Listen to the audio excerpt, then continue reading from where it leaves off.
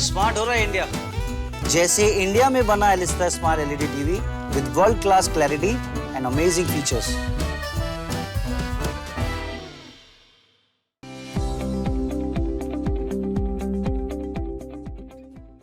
Your first ever competitive game. Do you remember that? Yes, that internationally, yes. I remember I replaced Haley Matthews to Dubai. We went to Pakistan tour, and she was injured and they needed an off spinner. And I remembered we playing against Nidadar and Bisma. And yeah, I remember I got Sohail out. I think that was my first wicket. So, like when you're growing up, like there's one coach that helps you grow completely. So, was there one coach like that who helped you so much that you still remember that person? So I wouldn't say it's a coach, but it's a very close family member. His name is Krishna Deviram. He has really tried to help me out through my career. Even if it's not technically, he has really, looked at cricket and he's able to speak cricket with me and teach me a lot of things that he has seen, the great legends do from a long time. He would call names that I can't even spell, that things that, people that I don't even know of. He would make me sit down and look at videos. And I think for me, that's been an aspect of my life that I've been able to, do with him, and that's very helpful. He took me to all my sessions. He, supported me as well. Again, I said I have no problem with family support, but he has really been that one person who stood out throughout my career. And you were mentioning like you just wanted to take wickets. That's all you knew, that you had to do this. So how did you start with off spin? Was there any inspiration? Initially, I was a fast bowler. I just felt like there was too much at the time when I was trying out. I knew we had Anisa Mohammed on our team and a couple others who could have bowled off spin, but when I started to bowl the off spin, I felt like it was getting me wickets. And that was the way that I'm going to get into the national team, by getting wickets. So I just kind of stood with it. And then after I saw getting more involved into the game, I saw, Sunil Narine, what he has done with his off breaks and how effective he has been throughout his career. So, for me, it was just about trying to do the same thing, kind of. And you mentioned like you were a fast bowler and then you switched to off spin. So when was that discovery? You're like, yeah, I can bowl off spin. I guess so. I started off at 15, so 15, around 16, 17, I think, I felt like we had too much fast bowlers and it was difficult to, keep up with the ones that were really fit and fast. And, so like for me, it was just about finding a way to, again, take wickets. And I don't think fast bowling was doing that for me. So I was kind of sitting out some of the games that we were having. And I guess at that point in time, I don't think my club team had an off spinner as well. So I felt like I tried, different things in order to get, to be assured of what I wanted to do. And I felt like when I started to bowl off spin, it was just so effective at that time. Again, I would say because, cricket was now growing in the country and the area that I was in. So sometimes when the ball spins, it's very difficult for anyone, I would say, who, now learning the game, and teams who just have players that is making up teams. It was easy to get them out. So when you started off with off spin, how was it going for you? Like you mentioned, like you started getting wickets and everything. So how was it then in the team and everything? With whom did you train to like perfect that off spin skill? I've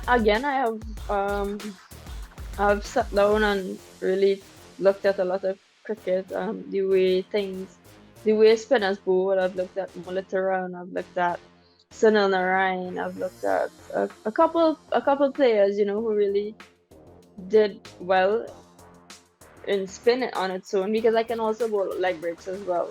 I've never really, did training from a young age. I would say what I've learned is when I got in very lately, because I wasn't fortunate to have that standard setup from, where we actually you learn all the basics at 10, 15, and then you're on the team at 16, 17. 18. So I felt like what I learned very late.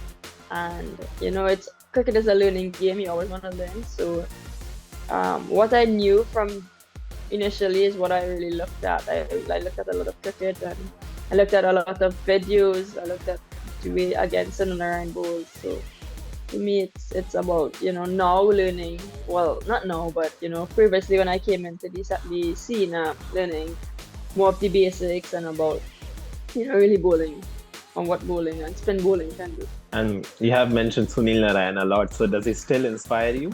Yeah, of course, he's been doing this for years, and it's something that I really admire. I really feel that he's been effective throughout his career, and I mean, it's very hard to play him. It's difficult to play him. To be so consistent for so long, he has to be doing something.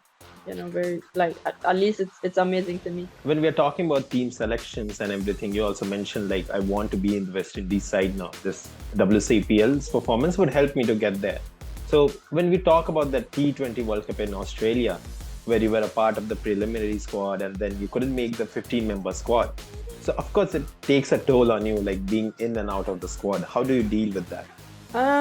I feel like sometimes it is challenging. I try my best to, if I'm out of a team, find out why, have conversations with the coaches, have conversations with the players, what I need to do, what I need to work on, how do I get better, how do I get, find for a spot again.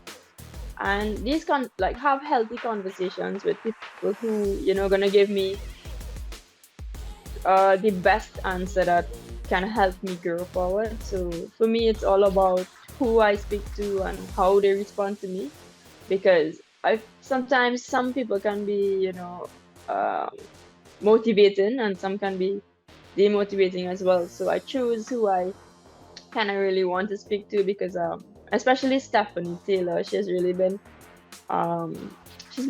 around me for like my entire career so far. We're really grown to be good friends. She's quite, I should say, she's very motivating. She knows the right words to say. Sometimes she'll be very frank about, okay, you need to do this and you need to do that. And sometimes those are the things that really stand out, like, do I really need to, do this, or should I really do that kind of thing? And for someone of her caliber as well, I'm telling you, what you need to do and how can you get better. It's quite, amazing to have these people around. And of course now Australia's home summer is starting and the first series is against West Indies. So how is your preparation?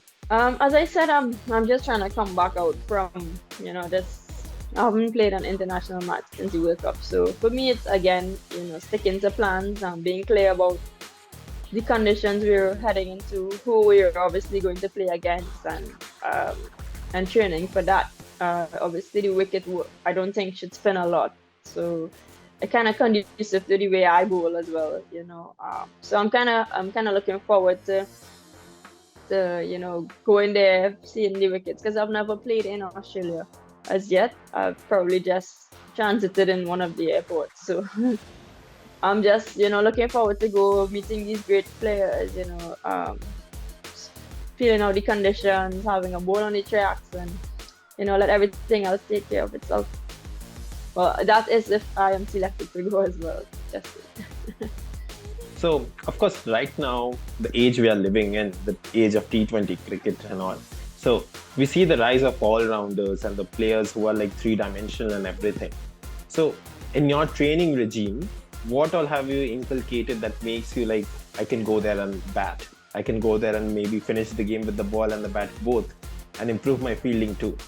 How is a day at training for Karishma? Well, to be very honest, I love the bat. When I'm home, I think I bat more than I bowl. So for me, it's all about trying to get better in all three aspects of the game. I'm trying to work on finding gaps, getting at least fours, and of late I've been trying to to clear the boundary as well. And it has like certain techniques has really worked for me. I'm not saying that I'm a ball one six hitter, and I don't think I'll ever be, but just being able to get that boundary or two when needed, I am literally working on that. That's something that I did building up to the CPL as well, given the chance. I'm gonna try to do that, to emulate what I've been training to do. Fielding is something I grew to love. I think working on my fitness, it has really helped me to become a bit more agile, and I'm able to get to balls quicker. I think I enjoy doing that as well. So for me, it's all about just trying to improve my all-around game, and of course, keep trying to be as consistent as I can with the ball. And yeah, that should be, that should get myself a more marketable as well. And it must be. So we talked about your training regime and everything. So now let's talk about what are the future goals and objectives of Karishma, both personal and cricketing objectives that you have. I mean, we never know what the future holds, but for me, I think playing into another franchise will be a big win for me. That's one thing I've always discussed with my mom. Getting that experience outside of just being in the Caribbean. And as I said, I'm not too sure. I want to represent West Indies cricket for as long as I can, and obviously let the later half take care of itself. I do have plans of maybe having my own academy or a gym or something of that sort, but that's for later.